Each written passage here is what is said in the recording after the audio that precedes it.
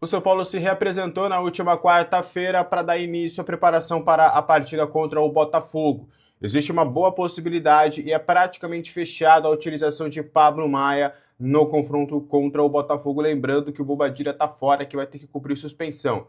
O Marcos Antônio está, se tudo der certo, o Marcos Antônio volta ainda também contra o Botafogo, mas como eu trouxe no vídeo pós na quarta-feira de manhã, aquele otimismo já não é tão otimista assim. Então, ele está sendo encarado ainda como dúvida para esse confronto, tá?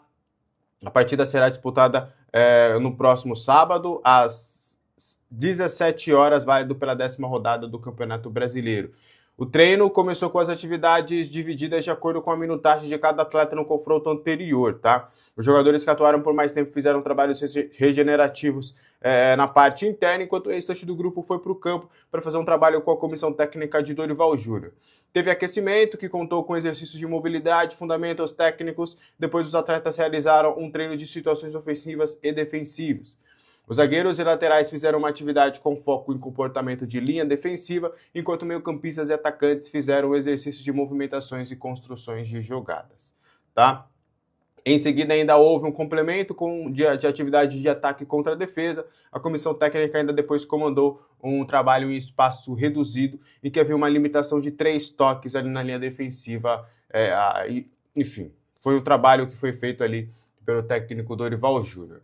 Igor Felisberto, Nicolas, TT e o Rian Francisco não fizeram parte do treinamento porque tiveram que jogar no Sub-20. O Sub-20 venceu a primeira no Campeonato Brasileiro sob o comando de Júlio Batista por 3-0. E aí o Igor Felisberto, inclusive, e o TT balançaram as redes diante do Criciúma. São Paulo treina, né, novamente às 10 horas hoje para dar seguimento aí à sua preparação. Fechou? Bora trazer detalhes sobre o São Paulo Futebol Clube. Vamos falar já sobre o Dória?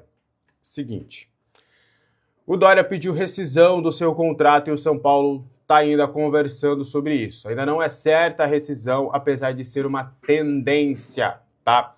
Vamos explicar todos esses bastidores. O Dória, após a partida contra o Milionários, ele recebeu diversas ameaças. Não foram ataques apenas de xingamentos e tudo, foram ameaças. E o que pegou mais no Dória foi a questão das ameaças aos seus familiares. Então, isso acabou assustando bastante o zagueiro, ele sequer treinou, inclusive na quarta-feira. Só que aí o São Paulo, com esse pedido de rescisão do Dória, que inclusive chegou a já falar para várias pessoas do elenco que não jogaria, que não voltaria, que, enfim, o São Paulo ainda está tratando isso com cautela, por ser uma situação familiar, por ser uma situação de abalo do atleta. Então o São Paulo, por mais que houve esse pedido de rescisão do Dória, o São Paulo ainda não crava 100%. O São Paulo quer conversar com calma, quer que o atleta esfrie a cabeça para depois as partes encontrarem um consenso. Seja ele ficar um tempo aí, esperar a janela de transferências e buscar um novo clube, sem precisar da rescisão de contrato, ou conseguir pegar a rescisão de contrato com melhores termos, mas o São Paulo está focando muito no atleta em si. Esfria a cabeça, relaxa, dê apoio aos seus familiares, acalma a situação para depois ninguém tomar uma decisão de cabeça quente. Mas o Dória, do que a gente tem de informação, ele está meio que, decidido que não quer mais jogar no São Paulo depois dessas ameaças que os seus familiares acabaram sofrendo depois das falhas contra o Fluminense e contra o Milionários. A alegação, por parte também da alta cúpula, é de que o São Paulo também está sem zagueiros. O São Paulo só tem o Alan Franco, tem o Osório e tem também o Sabino. Tem também, não foi citado nas conversas, mas também tem o zagueiro Isaac, que está no Sub-20. Então o São Paulo trata isso com toda a cautela possível para aí sim, logo depois, tomar uma decisão um pouco mais calma. Mas fato é que o São Paulo já preparava, inclusive, uma blindagem ao zagueiro. Eu trouxe aqui com exclusividade de que o Dorival Júnior trabalhava com a possibilidade de segurar o Dória, colocar o Dória um pouquinho na geladeira depois dessas duas falhas, justamente para tentar preservar um pouco a imagem do atleta, mas agora ele pediu essa rescisão contratual. Vamos ficar de olho nas cenas dos próximos capítulos, mas é bem possível que a partida contra o Milionários tenha sido a última do zagueiro sob a camisa do São Paulo. O que você acha dessa história? Quero saber a sua opinião aqui nos comentários, tá? Concordo com a saída do Dória, acho que o Dória tinha que sair na próxima janela de transferências, mas acho que não assim, né? Não deveria ter voltado, mas também não deveria sair dessa forma. Acho que é um episódio triste. Acho que a gente pode criticar o jogador, falar bastante sobre a situação do jogador, que é um jogador que tem limitações, é um jogador que errou pra caramba dentro de campo do São Paulo, é um jogador que não tem condições de vestir a camisa do São Paulo neste momento. Mas até disso, de eu pegar, ir na rede social do cara e ameaçar o cara, ir na rede social, pô, da família do cara e ameaçar o cara, pra mim não faz sentido algum. Pra mim E hoje em dia o pessoal esquece esse tipo de coisa é crime virtual. A internet não é terra sem lei. Então, se você faz isso, de você ameaçar outra pessoa na rede social, você sabe que você pode pagar por isso. Então, assim, é triste dessa forma. Como eu disse, para mim ele tinha que ser isso, tinha que ser uma decisão técnica e uma decisão do futebol, não envolvendo seus familiares ou algo nesse sentido. Então é um episódio triste, pelo menos neste momento, tá? Bora avançar trazendo mais algumas informações importantes do São Paulo. Vou falar ainda sobre questão política e o acordo entre Botafogo e São Paulo, tá? Algumas notas. O São Paulo e o Remo, né, tiveram confirmação da mudança do jogo, do último jogo, né, antes da pausa da Copa do Mundo. Remo e São Paulo estava no Baenão e agora passou para o Mangueirão.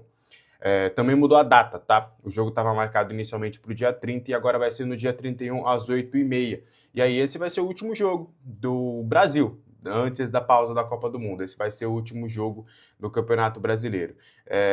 Inicialmente estava marcado para o Baenão por conta de um show que vai acontecer no Mangueirão dias antes. Só que aí, como foi dada a segurança para que esse confronto possa acontecer no Mangueirão, o Remo preferiu lá, porque pode mandar um público melhor, também colocou no dia seguinte, justamente para ter o tempo hábil, programado também estar em boas condições. Então São Paulo fecha aí o futebol brasileiro antes da pausa da Copa do Mundo, tá?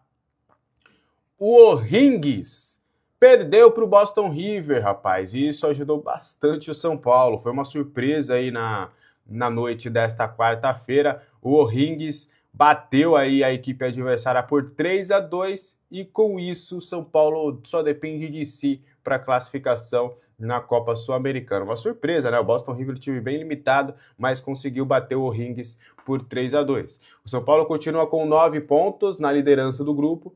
O Milionários tem 8 pontos, está em segundo, e o O'Higgins está em terceiro com 3 pontos. O Boston River conquistou seus 3 primeiros pontos. O Boston River que já está matematicamente eliminado, e já estava matematicamente eliminado, mas mesmo assim conseguiu a vitória. O São Paulo enfrenta o Boston River, então só depende de si. Uma vitória natural, tranquila, o São Paulo conquista ali a primeira colocação sem nenhum problema.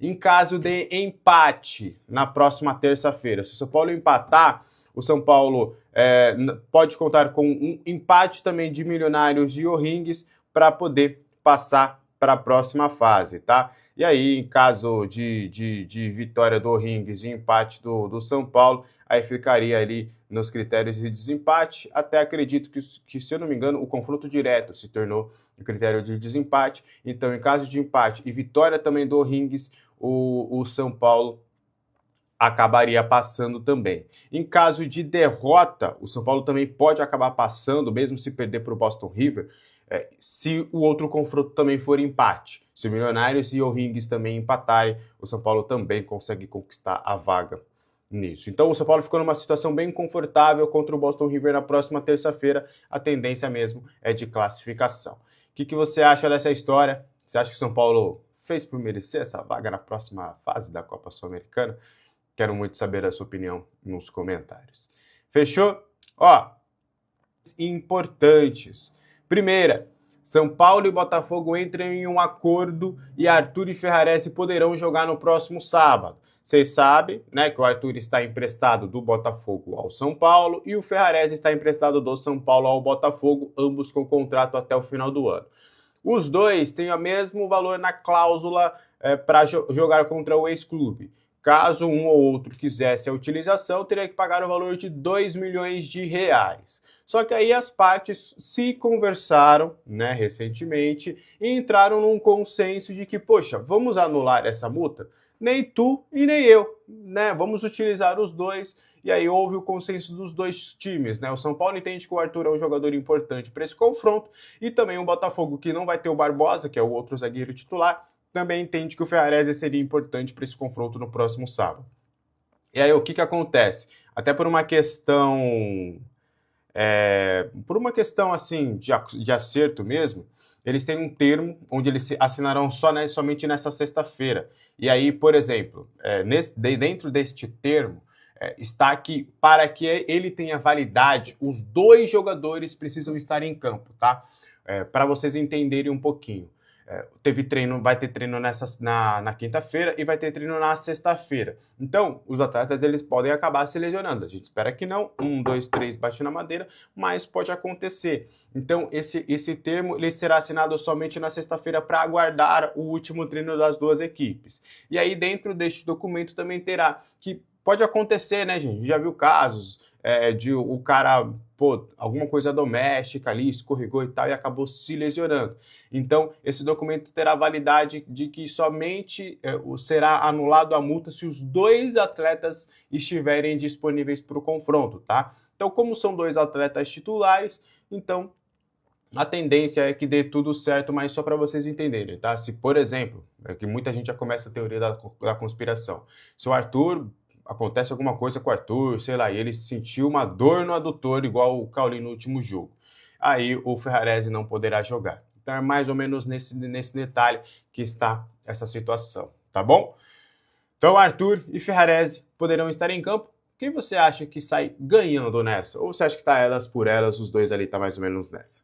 Quero saber a sua opinião nos comentários. Antes de eu trazer a última informação, eu só descobri que o Cauli seria titular, tá? No confronto contra o Milionários, a expectativa do Dorival era ter começado com o Cauli, mas ele passou ali por testes antes, teve as dores no adutor e por conta disso acabou não começando jogando a partida da última terça-feira.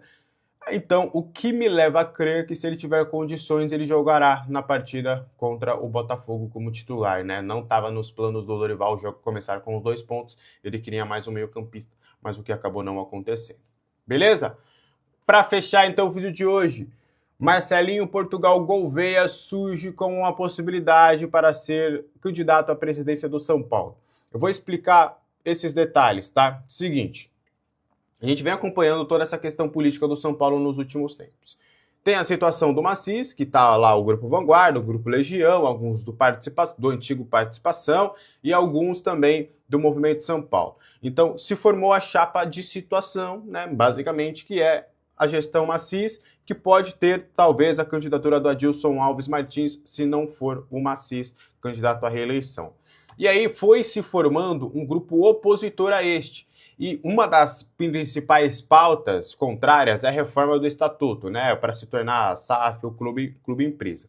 E aí para cá foi se movimentando o movimento Salve o Tricolor Paulista, que tem Caio Forjaz, Flávio Marques, Marcelinho Portugal Gouveia, entre tantos Médicis, Marco Aurélio Cunha, e foi se juntando algumas pessoas que também estavam querendo uma reforma do estatuto. Eduardo Alfano, Outen Aires, Vinícius Pinotti e Rogério Caboclo.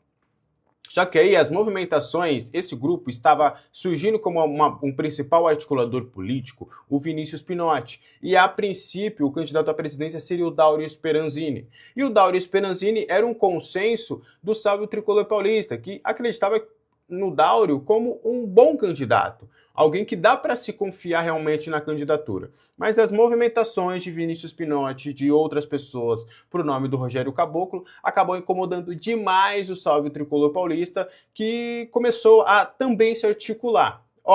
Não precisamos dessas alianças, não precisamos dessas pessoas e dessas articulações políticas. Houve uma insatisfação com essas movimentações políticas nos últimos dias. Então o Salve Tricolor Paulista meio que tomou as rédeas dessa situação. É bem possível ainda que essa chapa como um todo ainda permanece, só que talvez a liderança disso mudou.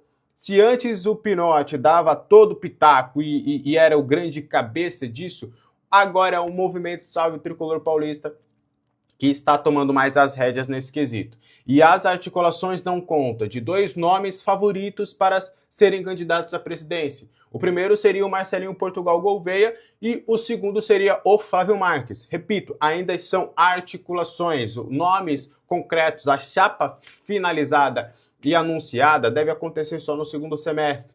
mas são os dois nomes que surgem com mais força neste momento. E aí o nome do Caio Forjaz também seria para a candidatura da presidência do Conselho Deliberativo. Então, o Tricolor Paulista tem crescido, se aproveitou dessa insatisfação com as últimas movimentações ali da talvez nova oposição que estava possivelmente se formando, e tomou as rédeas e falou, não, éramos a oposição à gestão Casares, fomos força na movimentação para o impeachment do Casares, para as saídas de Mara Casares e Douglas Schwartzman, a gente que vai tomar as rédeas disso como um grupo opositor.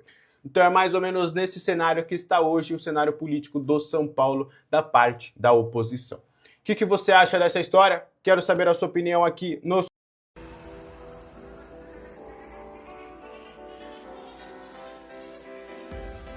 Segundo o Fabrício Romano, né, o principal jornalista aí do futebol europeu, o Atlético de Madrid da Espanha está interessado na contratação de William Gomes para a próxima temporada europeia e já abriu conversas com o Porto. Vale lembrar que o São Paulo tem 20% dos direitos econômicos do jogador e o São Paulo está de olho aí porque o São Paulo tem que vender 180 milhões de reais em venda de atletas e o William Gomes, se for vendido, vai render uma baita de uma grana para o São Paulo. E essa grana que o William Gomes vai render, caso seja vendido, essa grana vai para o orçamento de venda do São Paulo. Então, se o William Gomes é vendido, a gente não precisa vender tanto jogador, né? Porque essa grana dele já vai ocupar uma parte importante de orçamento de venda do São Paulo, né? A gente vai ter que vender bastante jogador, né? Porque se você for imaginar aí, cara, para chegar nos 180 milhões, vai ter que vender uma rapaziada.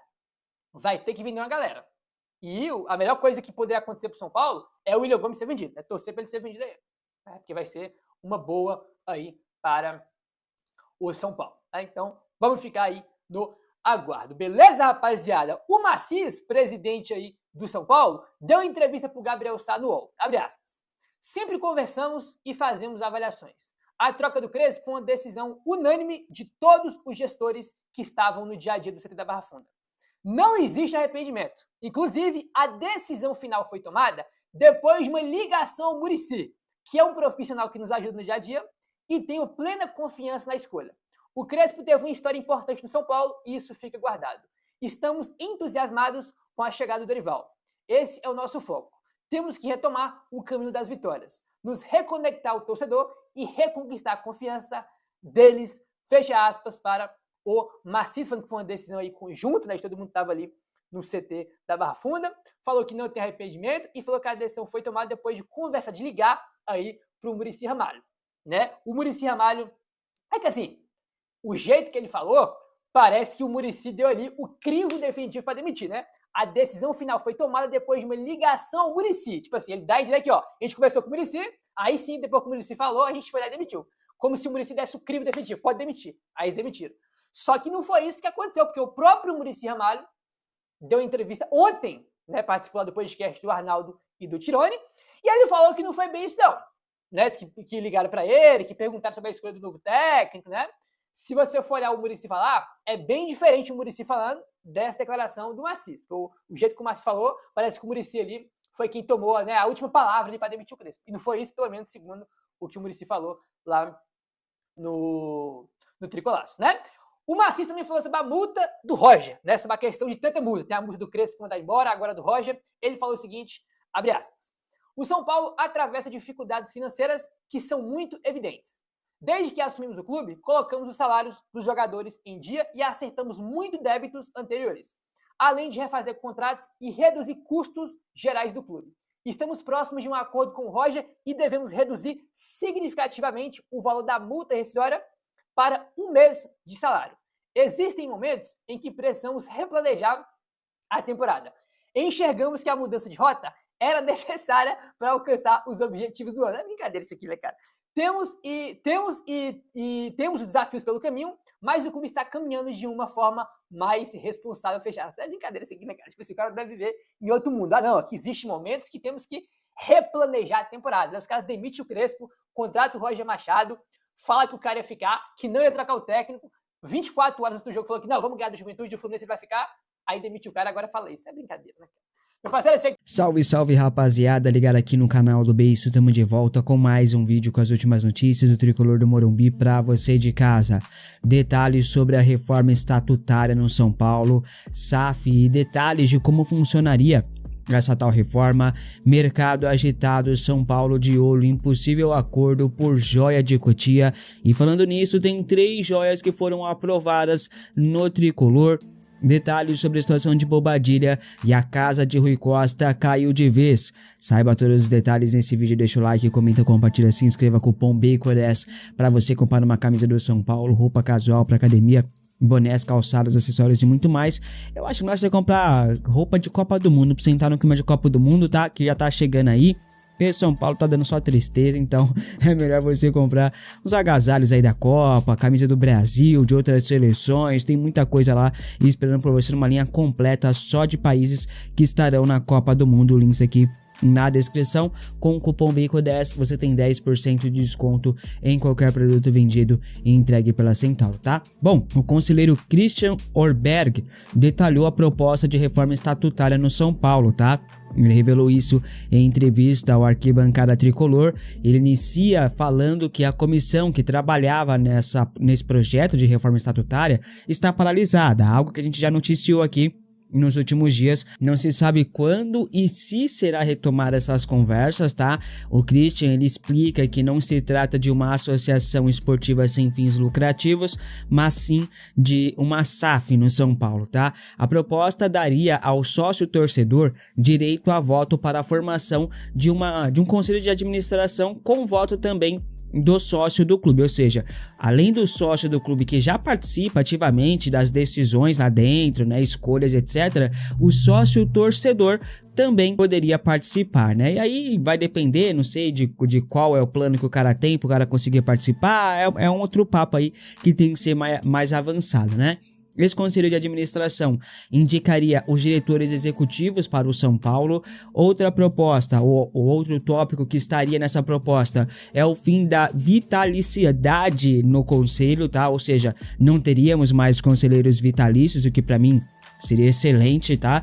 Também teríamos ali o fim dos abnegados, então evitaria ali um tal conflito de interesse político no clube que existe aos montes. A proposta também propõe a separação do social do futebol, algo que a gente já vinha falando para vocês há muito tempo. Vamos ver se o assunto voltará à pauta no clube, tá? Mas esses são os principais tópicos, os principais detalhes da proposta de reforma estatutária do São Paulo, que neste momento a discussão está paralisada, o que até aqui é um retrocesso para o clube, né? O clube precisa evoluir e sair desse sistema associativo que afundou o clube. Hoje o São Paulo não tem mais os cardeais, está cercado pelos pardais, pelos gananciosos, por aqueles que só querem o poder e não estão pensando no clube, né?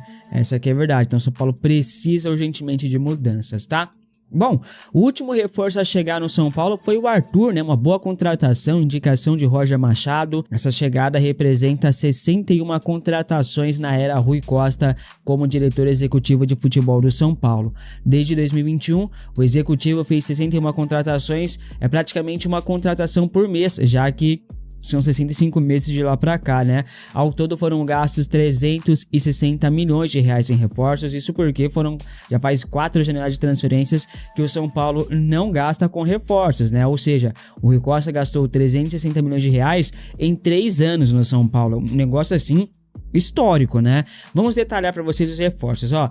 Em 2021, primeiro ano de Rui Costa como executivo, foram 55 milhões de reais gastos com Orejuela, Benítez, William Trator, Bruno Rodrigues, Miranda, Rigoni, Éder, Caleri e Gabriel Neves. No ano seguinte, 2022, 81 milhões e 800 mil reais com Jandrei, Rafinha, Alisson, Nicão, Patrick, André Anderson, Andrés Colorado, Marcos Guilherme, Nahuel Bustos, Juliano Galopo e Felipe Alves. Em 2023, 78 milhões e 900 mil reais com Rafael, Pedrinho, Marcos Paulo, Wellington Rato, Alan Franco, David, o DVD, né? Jackson Mendes, Caio Paulista, Erisson, Michel Araújo, Lucas Moura, Alexandre Pato, Rames Rodrigues e Rai Ramos. Em 2024 foi o ano com mais gastos, tá?